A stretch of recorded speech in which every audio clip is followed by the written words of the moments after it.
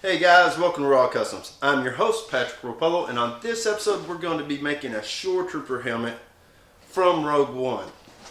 Now I do have templates available for download. They were created in Inkscape, so if you do download them and you have any issues, I recommend downloading Inkscape and pulling your templates into there and then putting them out to your printer. I've also come up with a kit that is for sale on Etsy. The pieces are laser cut. It comes with all your foam parts cut and etched and ready for you to glue together. Plus a clear piece of plastic and window tint for the visor itself. Now if you're going the download route, you're going to need to buy all the materials yourself, of course. This was made out of 4 sheets of 5mm craft foam. It comes in 12 by 18 sheets. I actually purchased mine at Hobby Lobby. As far as the visor itself, I actually picked up this display pocket. I actually purchased it at Walmart. You're able to cut it up into thin sheets, and it works really nice for the visor itself. And of course, some window tint to put on top of that to darken it down and kind of hide your face. Well, alright guys, let's see how to do it. Tools and materials used on this build were 4 sheets of 5mm foam, clear plastic, window tint, contact cement, plasti dip, spray paint, a heat gun, glue gun, razor knife, and an airbrush. The kit comes with your foam pieces cut out and ready to glue together, as well as a clear piece of plastic and window tint. Start with your top center piece. You'll notice it has center indicator marks top and bottom. Use a pencil to extend the bottom mark on the end with the line that goes side to side. Next, use a heat gun to heat your piece up. Once you see the foam start to lift from the table, it's ready. Form your piece over something round. You're wanting to curve as well as concave this piece. If you mess up your first time, don't worry, just reheat the piece and repeat the process.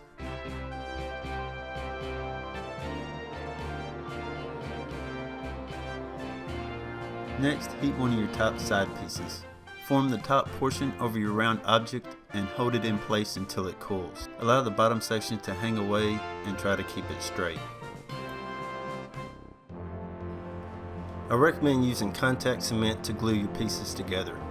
Apply the glue to the edges of each side of the center section and to the top curve of the side pieces. Once the glue sets up, the pieces can be pressed together. Start by lining up your reference lines on the back side.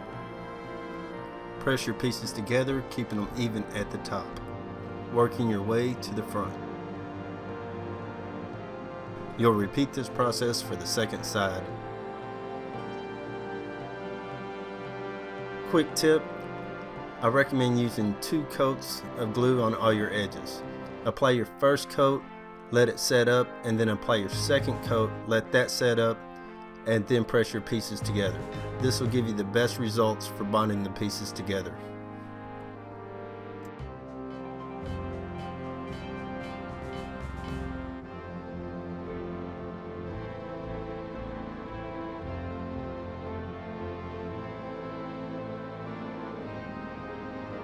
Once your 3 pieces are glued together, you'll notice the front edge doesn't line up. Don't worry, this will be covered up later. Next, heat up your back section. Form it into a circle and hold it till it cools. Then apply glue on the inside. Cover about 1/4 inch down from the top side and the front edges.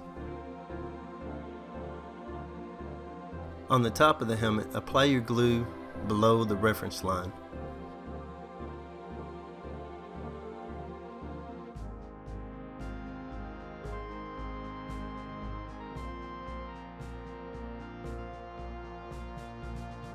Next, line up your center indicator marks on the back and top of the helmet and the top edge of the back with the reference line on the top. Press your pieces together, working from the center out. Make sure to keep the top edge of the back piece lined up with your reference line as you work your way around.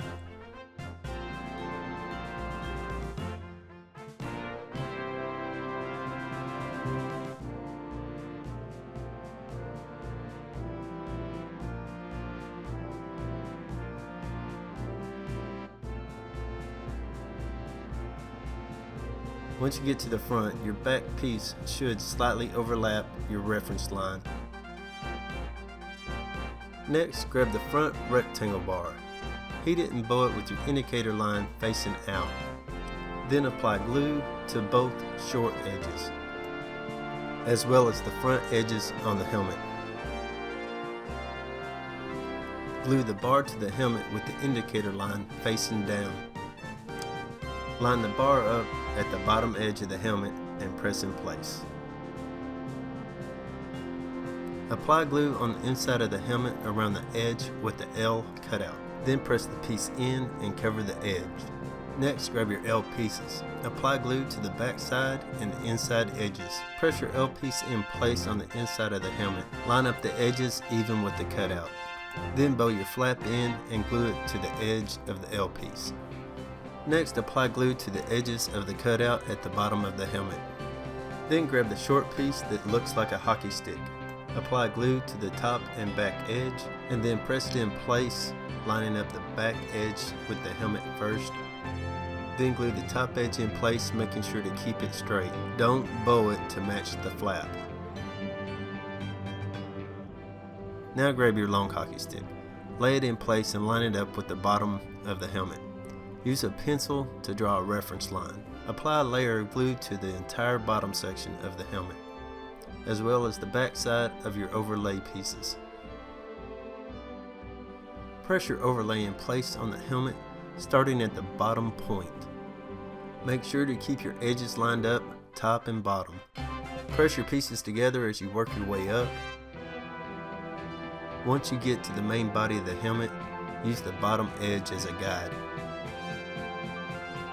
Work your way to the back and then repeat the process for the other side.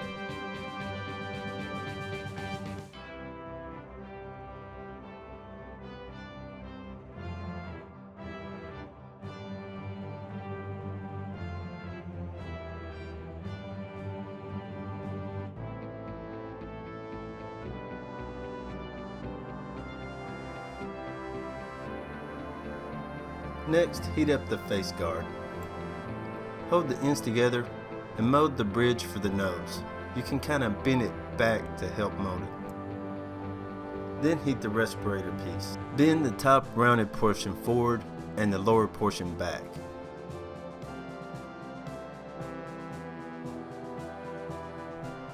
Apply glue along the edge next to your reference lines and to the top edge of the rounded area, and to the back side of the cutout area on the face guard. Line up the top rounded edge to the bottom of the nose guard area. Work this around until you get to the reference lines. Then just keep the edges even with the lines.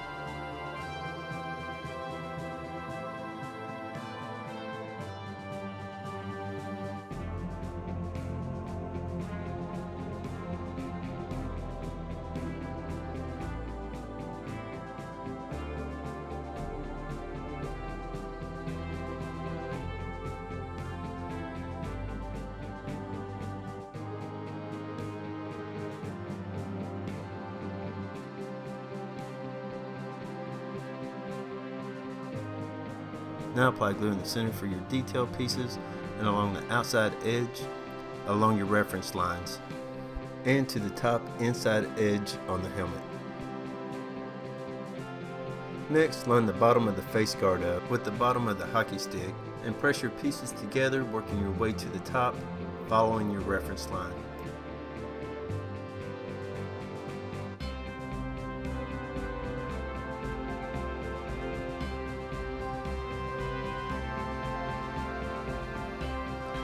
And now you can glue your detail pieces in place.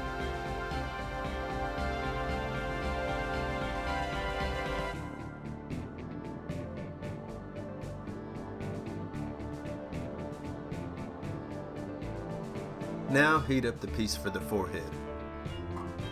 Form it over something round with your indicator marks facing out. Note that the angle cuts on the ends go towards the top of the helmet. Line it up on the helmet using your indicator marks. Overlap the top edge on the helmet around 1/4 inch, and then trace your piece out to make reference lines. Then apply your glue.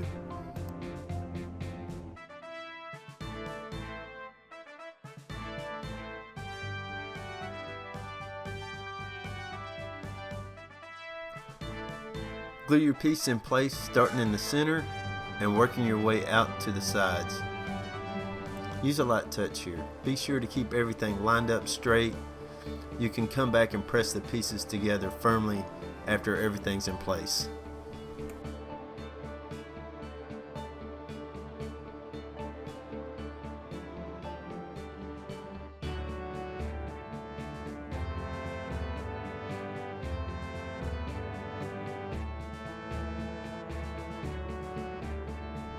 Next, heat up the ice around. Bow it with your reference lines facing out. These pieces mount on the inside of the helmet with the reference lines going to the bottom.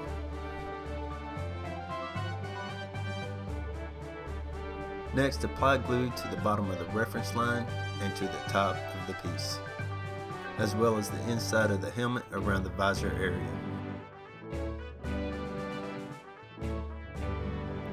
Press your pieces in place, starting at the bottom, following your reference line, and the top edges should be lined up even with each other.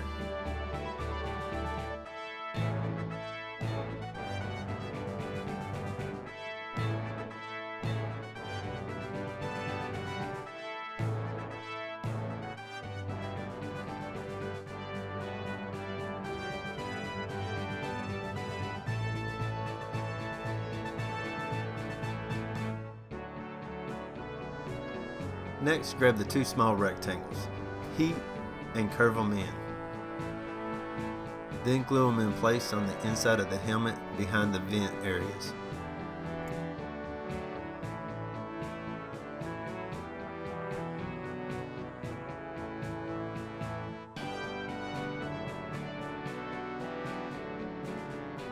Now take the two thin strips that are bent at the ends. Apply glue to the top of the reference line and to the lower inside edge of the helmet. Press them in place starting at the front and following the reference lines around to the back.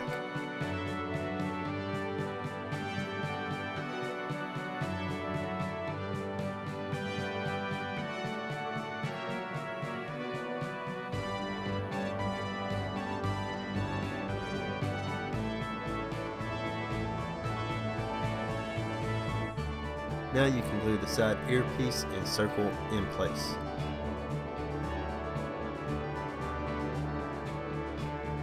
Next, grab the blast shield. Use a pencil to transfer the center marks to the other side. Heat your piece and form it over something round. Now apply glue to the forehead on your helmet and to the back side of your blast shield. Press your pieces together starting in the center. Make sure to use your reference marks to keep everything lined up, and line the bottom edge of the blast shield up with the top edge of the visor area.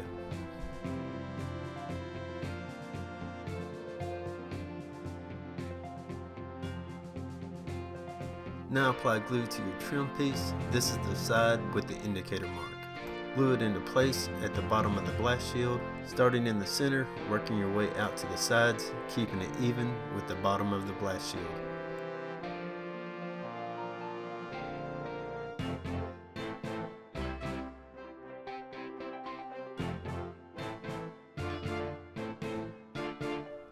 Next, grab your clear piece of plastic. Line it up in place on the inside of the helmet.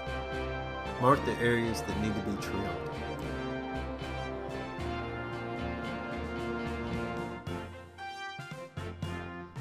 You can use a razor to cut out your marked areas.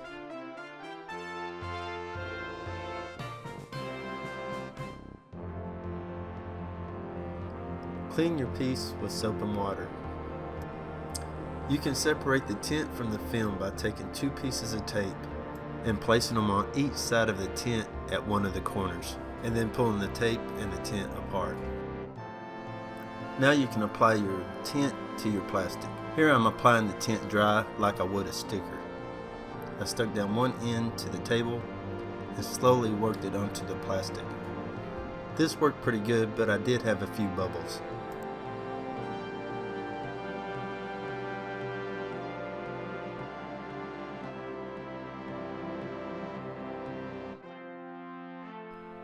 Once you're done applying your tint, you can trim away the excess with a razor.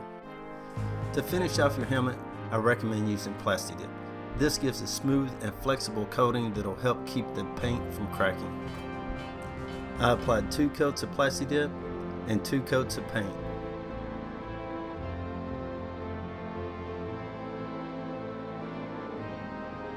To finish off the look of my helmet, I used an airbrush for all the detailing and to give it that battle damage look. You could also paint all this by hand or tape it off and use a rattle can.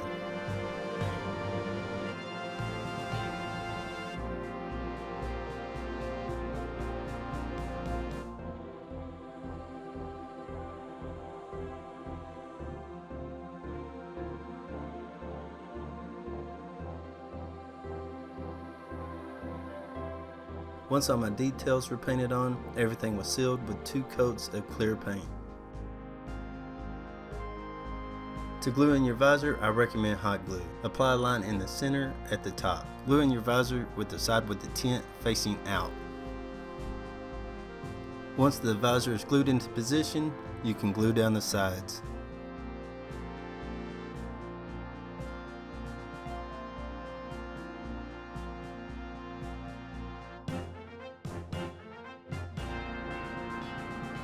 There it is, guys. This bad boy all put together. I'm gonna give you a closer look at it.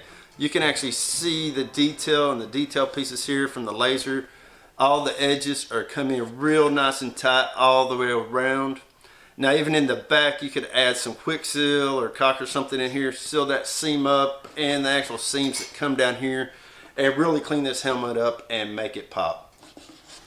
Now as far as wearability, this helmet is great. The vision is the best of any helmet I have. You put this on and you can still see great.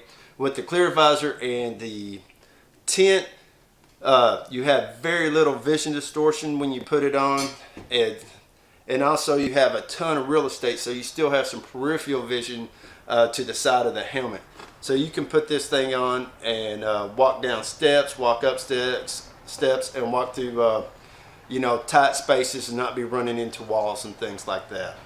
So guys, I really enjoyed making this. I hope you enjoyed watching the video on it, and if you build it, I hope it comes out great for you.